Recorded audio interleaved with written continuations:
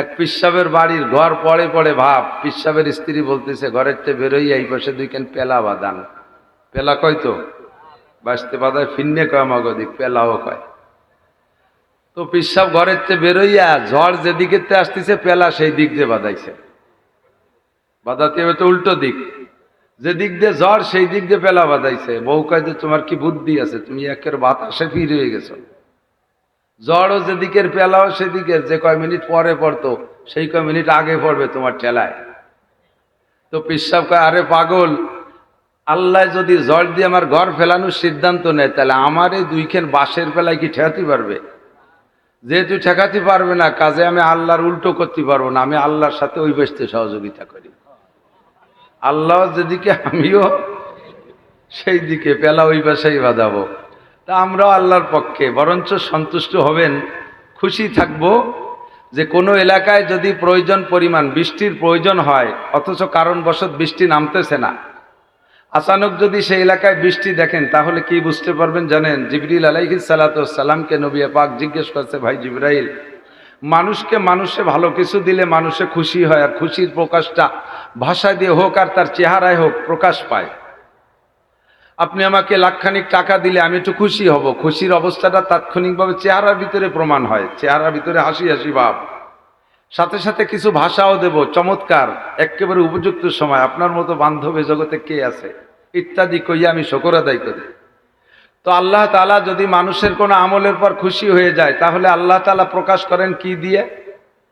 তো জিবরিল আলাইহিস সালাম জবাব দিলেন যে আল্লাহ তাআলা কোনো এলাকার কোনো এক ব্যক্তির কোনো আমলেও যদি সন্তুষ্ট হয় আর তার ওসিলায় তার উপরে সন্তুষ্ট হয়ে যায়, আর ওই এলাকায় যদি রহমতের বৃষ্টির প্রয়োজন হয় তাহলে ওই লোকটার পর সন্তুষ্ট হইয়া আল্লাহ তাআলা রহমতের বৃষ্টি পাঠায় দেয়।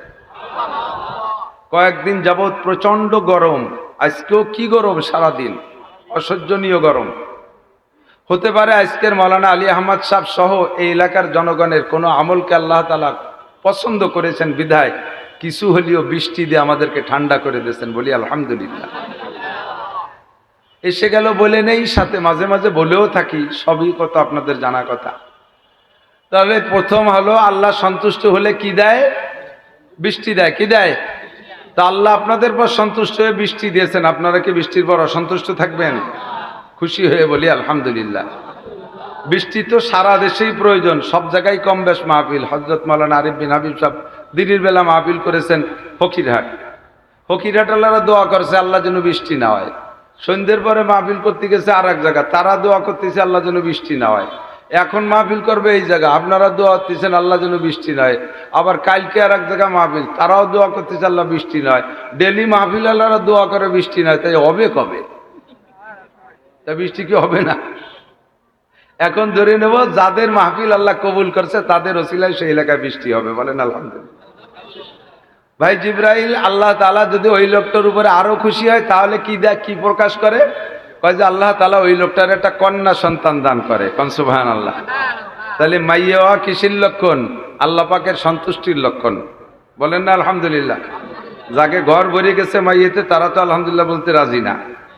কয় যে হুজুর কত ডুন হইছে আপনার মাইয়ে? বেশি হয় নাই, 2 মাইয়া আলহামদুলিল্লাহ। যদি একের পর এক 6টা 7টা হইতো আর যদি কালা কালা হইতো তাহলে আর আলহামদুলিল্লাহ আসতো না, তাই নাকি? সর্বহালাতে কন্যা হওয়া আল্লাহর রহমত, আল্লাহর সন্তুষ্টির লক্ষণ, আমরা বলি আলহামদুলিল্লাহ। ওই লোকটার পর যদি আল্লাহ তাআলা সর্বোচ্চ খুশি হয়, সর্বোচ্চ খুশি, খুব বেশি খুশি হয়ে গেছে, তাহলে কি করে? আল্লাহ তাআলা ওই লোকটার বাড়ি মেহমান পাঠিয়ে দেয়। ওই লোকটার বাড়ি তো মাওলানা আলী আহমদের মাহফিলকে আল্লাহ তাআলা তার কারণে, তার মাদ্রাসার কারণে পছন্দ করেছেন, বৃষ্টি দিয়েছেন। আল্লাহ তাআলা আশা করি তাকে আরো ভালোবেসেছেন, তার একটা কন্যা সন্তানও দিয়েছে। আল্লাহ তাআলা তার উপরে সন্তুষ্ট, সর্বোচ্চ সন্তুষ্ট হয়ে গেছে, মাহফিল মাদ্রাসা মেহমানে ভরপুর হয়ে গেছে, বলেন আলহামদুলিল্লাহ। তো সিজনে যে সময় যা সে সময় তা হওয়ার নাম নেয়ামত, সে সময় তা না হওয়ার নাম গজব। এখন বৃষ্টি হওয়ার নাম নেয়ামত, এ সময় বৃষ্টি হবে, ঝড় হবে। কাজেই যতটুকু আসছে আমরাকে নেয়ামত হিসেবে বরণ করি, বলি আলহামদুলিল্লাহ। সংক্ষিপ্ত সময় বেশি নষ্ট করব না। প্রাকৃতিক অবস্থা ভালো না, আকাশে ঘুমসান মেঘ, যে কোনো সময় আরো বেশি নেমে পড়তে পারে। আমি বহুবার এসেছি এবং আল্লাহ বাঁচালে আরো আসবো। আমাদেরকে পাওয়া কোনো ঘটনা না, আমরা নিকটের মানুষ। ঘর কি মুরগি ডাল বরাবর, বাড়ির মুরগি ডাল ডাল ভাব। যে কোনো সময় ধরে জবই দিয়ে গুটিয়ে মুটিয়ে খেয়ে বেলানো যায়। কিন্তু যাদেরকে পাওয়া বড় কঠিন, তার ভিতরে অন্যতম বর্তমানে আমাদের বাংলাদেশে হযরত মাওলানা মুফতি আরিফ বিন হাবিব সাহেব। আমাদের অনেক জুনিয়র, একসময় তারা আমার মাঠের শ্রোতা ছিল। আল্লাহ তাআলা তাদের ইলমি ইস্তেদাদের বদৌলতে অনেক উপরে নিয়ে গেছে, তাদেরকে পাওয়া কঠিন। আমি নিজেই তার কাছে গিয়েছি আমার মাদ্রাসার মাহফিলের জন্য, সারা দিন পরিশ্রম করে খুঁজে পাইছি, লাস্টে আমি ডেট পাইনি। তো মাওলানা আলী আহমদ সাহেব কীভাবে সুযোগ মতো আমাদের ফকিরহাটের মাওলানা আমিরুল ইসলামের ওখানে হজ সম্মেলনে আসতে আজকে আমিও সেখানে একটু গিয়েছিলাম, সেই সুবাদে পেয়ে গেছে। আপনারা বড় ভাগ্যবান, দেখেন কি পরিমাণ ইউটিউব চ্যানেল আসছে। নাম শুনলি মধু ছেড়ে দিলে মৌমাছি এমনি চলে আসে, মধু ফাঁকা জায়গায় রাখলে। এমন একটা মধু আপনারা পেয়েছেন, বলেন আলহামদুলিল্লাহ। মাদ্রাসার কবুলিয়াতের আলামত, যে মাদ্রাসায় আহলে হক উলামায়ে কেরামের আগমন বেশি বেশি ঘটে, বুঝবেন যে সেই মাদ্রাসাটা আল্লাহ তাআলা কবুল করেছেন। আল্লাহ কবুল না করলে সকল উলামায়ে কেরামকে এভাবে যে কোনো সময় পাওয়া যেত না। আল্লাহ পাক আমাদের এই জায়গা মাদ্রাসাকে কবুল করুক, প্রতিষ্ঠানকে কবুল করুক, বড় বড় আহলে হক আলেম এখান থেকে তৈরি করে বের করার তৌফিক দান করুক, সবাই বলি আমিন। আমার অল্প সময়ের ভিতরে আমি যেটা বলবো বলে ইচ্ছা করেছি, আমরা মানব জাতি, বিশেষ করে আমরা মুসলিম জাতি, আমরা কোরআনে বিশ্বাসী। কথা বলেন, কোরআনকে আমরা শ্রদ্ধা করি। আমার জীবনের চাইতেও কোরআনকে বেশি ভালোবাসি। কথা বলুন ঠিক কিনা? জীবনের চাইতেও কোরআনকে বেশি ভালোবাসি কিনা? আমার জীবনের চাইতে আল্লাহকে বেশি ভালোবাসি, আমার জীবনের চাইতে কোরআনকে বেশি ভালোবাসি, আমার নিজের জিন্দেগির চাইতে জীবনের চাইতে আমি রসুলকে বেশি ভালোবাসি, আমার জীবনের চাইতে হাদিসকে বেশি ভালোবাসি, আমার জীবনের চাইতে একটা ফরজকে বেশি ভালোবাসি, আমার জীবনের চাইতে একটা সুন্নতকে বেশি ভালোবাসি। ঠিক কিনা?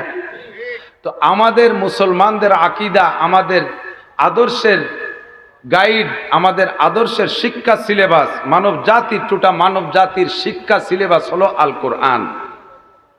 এই কোরআন শরীফটা এমনই কিতাব, জালিকাল কিতাবু লা রাইবা ফি, এর কোনো অংশের ভিতরে কাহারও কোনো সন্দেহ, কথা বলেন, আছে? যদি কেউ সন্দেহ করেন, আল্লাহ পাক চ্যালেঞ্জ করে বলেন, ওয়াইন কুনতুম ফি রাইবিম মিম্মা নাযালনা আলা আবদিনা, তোমরা যদি কেউ আমার এই কোরআনের উপরে, আমার বান্দার উপরে যে কোরআন নাজিল করেছি, এর উপরে যদি তোমরা কেউ সন্দেহ করো, ফাতু বিসূরাতিম মিন মিসলি, তুমি এত বড় পণ্ডিত, এত বড় শিক্ষিত, এত বড় বিজ্ঞানী, তুমি এত দামি দামি অস্ত্র বানাও, তুমি মোবাইল বানাও, তুমি রকেট বানাও, তুমি অত্যাধুনিক কত যন্ত্রপাতি তুমি বানাইছো, তুমি এত বড় পণ্ডিত, ফাতু বিসূরাতিম মিন মিসলি, কোরআনকে বিশ্বাস করো না, কোরআনকে ভালোবাসো না, কোরআন মানতে মনে চায় না, কোরআনের সংবিধান তোমার ভালো লাগে না, কোরআনটা আমার মুহাম্মাদের রচিত বলে তোমার সন্দেহ হয়, তাহলে মুহাম্মদ তো লেখাপড়া জানে না, কোনো প্রাতিষ্ঠানিক লেখাপড়া সে করে নাই, কোনো স্কুল কলেজ মাদ্রাসায় সে পড়ে নাই, সে উম্মি মাদারজাত অশিক্ষিত মানুষ। এই মানুষটা এত শক্তিশালী একটা কোরআন তোমার সামনে না পেশ করে দিয়ে সে চ্যালেঞ্জ করে দিল, তুমি এত বড় পণ্ডিত, ফাতু বিসূরাতিম মিন মিসলি, ওর মধ্যে 114টা সূরা আছে, তুমি তার ছোট্ট থেকে একটা ছোট্ট সূরার মতো সূরা বানায় দেখাও।